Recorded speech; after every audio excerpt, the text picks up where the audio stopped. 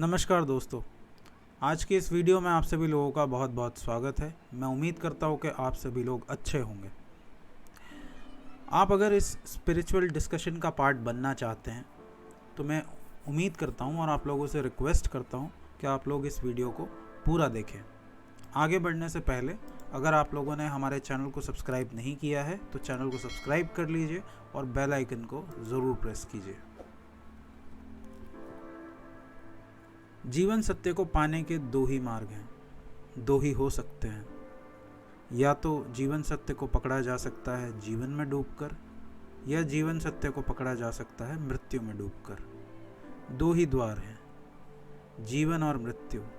या तो होने से पकड़ा जा सकता है या ना होने से, या तो प्रकाश से या अंधकार से, या तो खुली आंखों से या बंद आंख करके। या तो इतने डूब जाओ जीवन में कि तुम न बचो, या इतने डूब जाओ मृत्यु में कि तुम न बचो। असली बात है कि तुम न बचो। किस बहाने तुम मिट जाओ यही गौण है। जहाँ तुम नहीं हो वहीं सत्य है। जीवन के उत्सव में, जीवन के नृत्य में भी तुम खो जाओ तो भी सत्य मिल सकता है। मीरा ने नाच कर पाया, उत्सव से पाया। चैतन्य ने गीत गाकर पाया। कृष्ण के होठों पर रखी बांसुरी जीवन का द्वार है। बुद्ध ने मृत्यु में डुबकी लगाई, महावीर ने भी वहीं पाया। इसलिए बुद्ध के पास बांसुरी न जचेगी। नृत्य गान का कोई संबंध ना जोड़ सकोगे बुद्ध से।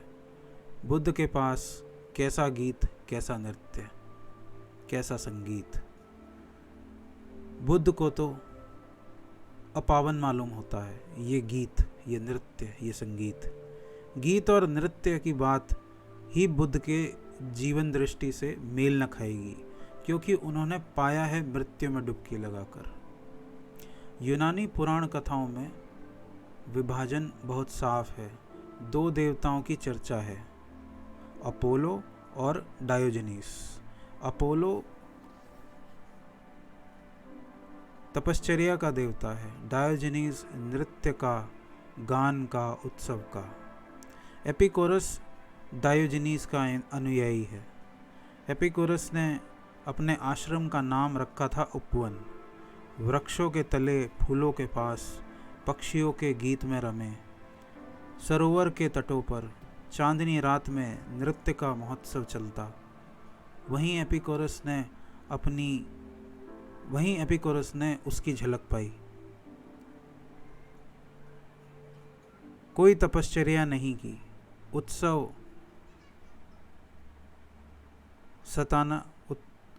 सताना नहीं, तोड़फोड़ नहीं, मिटाना नहीं, जैसे मृत्यु है ही नहीं। एपिकोरस का अर्थ है जैसे मृत्यु है ही नहीं, कभी हुई ही नहीं। मृत्यु सत्य है। ऐसे जीना जैसे मृत्यु सत्य है, तो भी सत्य मिल सकता है। बुद्ध ने ठीक उल्टी तरफ से पाया। ऐसे जिए जैसे जीवन है ही नहीं। मृत्यु ही सत्य है, दुख ही सत्य है। बुद्ध ने 4 आर्य सत्यों की बात कही है। वे चारों ही दुख से जुड़े हैं। दुख है, ये पहला आर्य सत्य है। दुख से छूटने का उपाय है, यह दूसरा आर्य सत्य है। दुख से छूटने की संभावना है, यह तीसरा आर्य सत्य है। दुख से छूटी गई अवस्था है, यह चौथा आर्य सत्य है।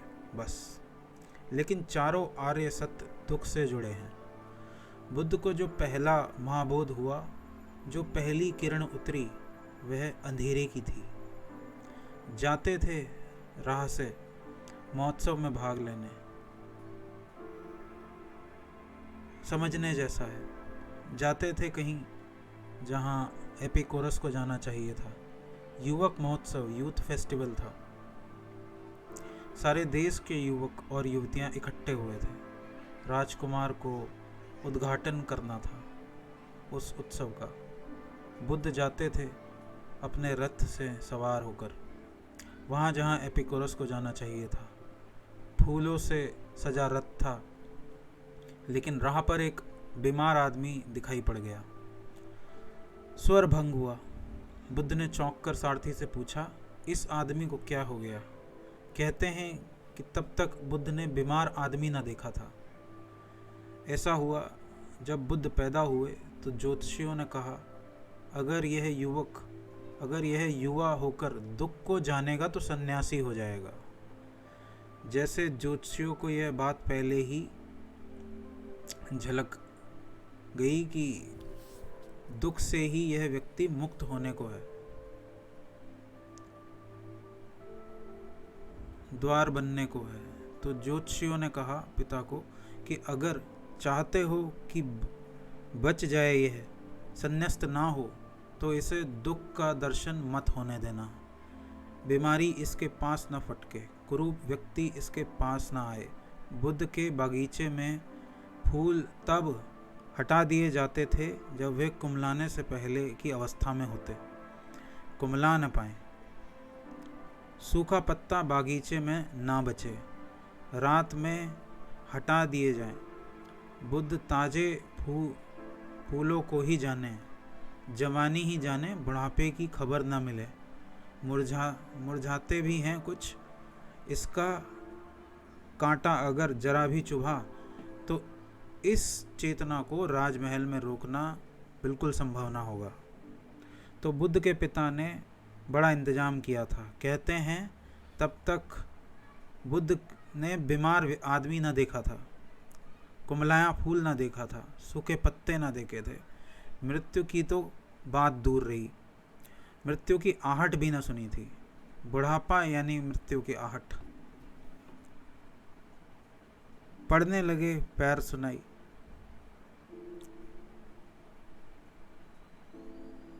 पदचाप कानों में आने लगी, वह भी न सुना था। कहीं से कोई खबर न मिली थी। बुद्ध ऐसे जिए थे जैसे एपिकोरस जीता है, लेकिन एपिकोरस वे थे नहीं। वह उनकी जीवन धारा न थी, कहना चाहिए वो उनका स्टाइल नहीं था, वो उनका स्वभाव नहीं था, वह उनके व्यक्तित्व का ढंग न था। वह सब बेमेल था, वह कहीं उनसे जुड़ता न था। अगर बुद्ध की जगह एपिकोरस को ऐसी सुविधा मिली होती तो वह वहीं नाचते और नृत्य करते, संगीत में डूबे, सौंदर्य में लीन, वह सत्य को उपलब्ध होता। सुंदरतम स्त्रियां जुटा दी थीं। राज्य में जितनी सुंदर स्त्रियां थीं, जितनी सुंदर युवतियां थीं, वह सब इकट्ठी कर दी थी।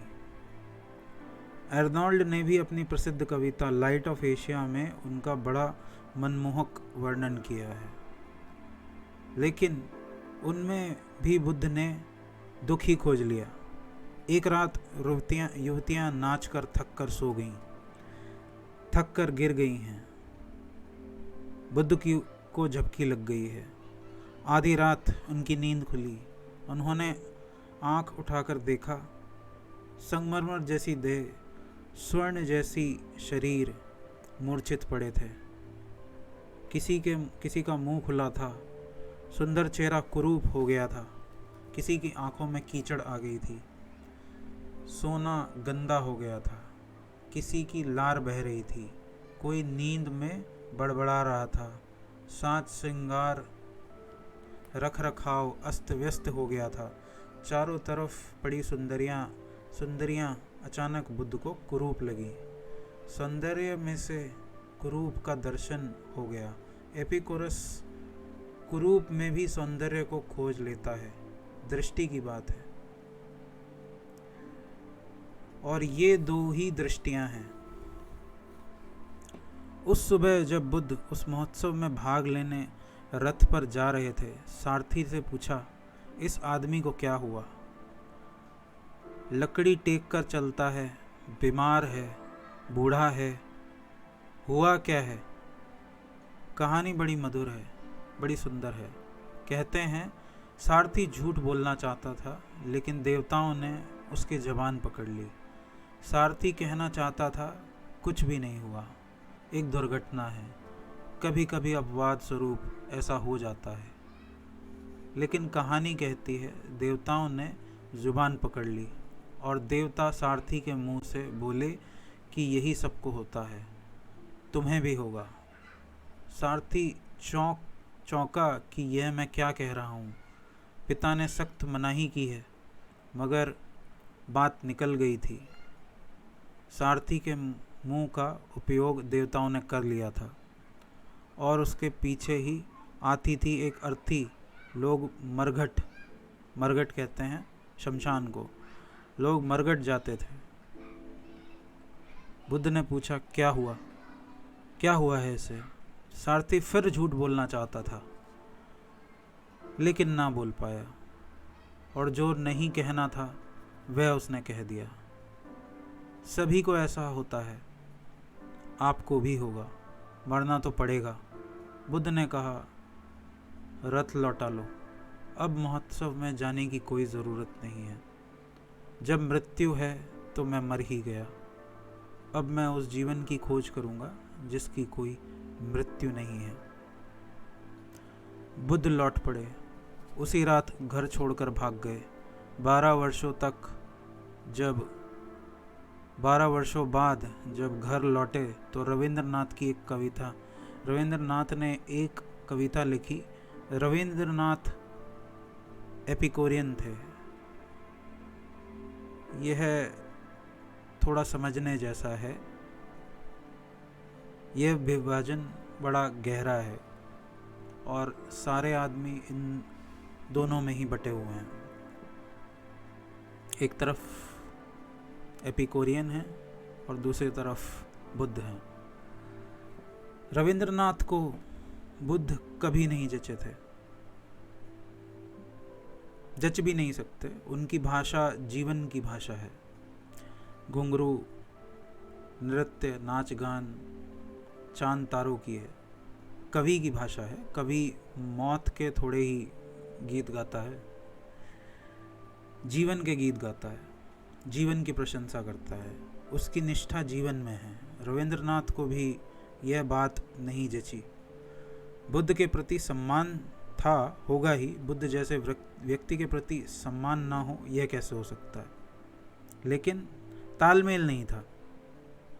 तो उन्होंने एक कविता लिखी जिसमें जब 12 साल बाद बुद्ध घर लौटकर यशोदा उनकी पत्नी थी, तो जब बुद्ध 12 साल बाद घर लौटकर आए तो यशोदा ने उनसे पूछा कि मैं तुमसे पूछती हूँ कि तुम जो घर छोड़कर चले गए थे और जो तुमने घर छोड़कर पाया है या घर छोड़ने के बाद जो तुम्हें मिला, क्या वह यहाँ नहीं मिल सकता था? तो इसके जवाब में बुद्ध मौन खड़े रह गए। बुद्ध जो कभी किसी प्रश्न पर चुप नहीं रहे, उत्तर दिया। यशोदा के सामने किम कर्तव्य विमूढ़, बड़ा भारी सा शब्द है, किम कर्तव्य विमूढ़ होकर खड़े रह गए। रविंद्रनाथ ने कविता को वहीं छोड़ दिया है। इशारा काफ़ी है। रविंद्रनाथ यह कहते हैं कि बुद्ध को भी समझ तो आ गया कि जो पाया है जंगल में जाकर पाया है वह घर पर भी मिल सकता था। जो पाया है मृत्यु में डूबकर वह जीवन में भी मिल सकता था। लेकिन यह उनसे कहते ना बन पा, वो बोल नहीं पाए इसे।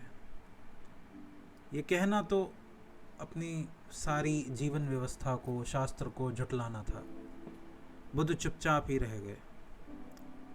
झूठ बोल ना सकते थे, सच बोलना संभव न था, तो मौन ही रहना उचित समझा। यशोधरा ने जो प्रश्न पूछा है वह एपिकोरियन है।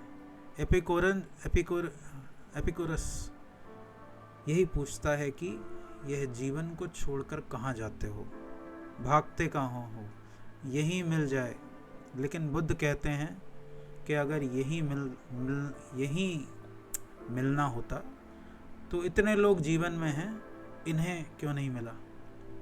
अगर यही मिलता होता तो राग रंग की कुछ कमी है? उत्सव तो लोग जन्मों से मना रहे हैं, फिर मिला क्यों नहीं? उनका कहना भी ठीक है, उत्सव से नहीं मिलता। ऐसा उत्सव चाहिए कि तुम खो जाओ तब मिलता है।